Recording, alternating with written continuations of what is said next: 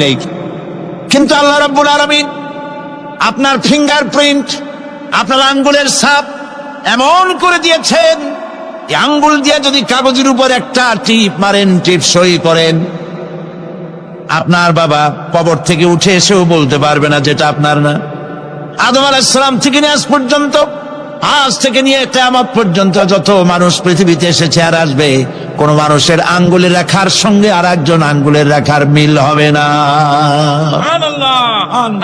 এ হচ্ছে আমার আল্লাহর সৃষ্টি। সুবহানাল্লাহ। সুতরাং তিনি বলছেন, আমি মাতৃগর্ভের ভিতরে সন্তান তৈরি করি, সেই সন্তানকে কোনটা কন্যা সন্তান, কোনটা পুত্র সন্তান আমি বানাই। এই কাজটা যিনি পারেন, এবার দেখেন সামনে কি বলতেছেন আল্লাহ, এই কাজটি যিনি করতেছেন, আলাইসা যালিকা বিকাদিরিন আলা আইয়ুহিয়াল মাউতা। এত বড় কাজ যিনি সম্পাদন করেছেন, এক ফোঁটা নাপাক পানি, এক ফোঁটা নিকৃষ্ট গান্দা পানি যা শরীর থেকে নির্গত হলে পরে গোসল ফরজ হয়ে যায়, এমন এক ফোঁটা পানি দিয়ে তোমার জন্মের উৎপত্তি করেছি, আকার দিলাম, হাত দিলাম, পাও দিলাম, চোখ দিলাম,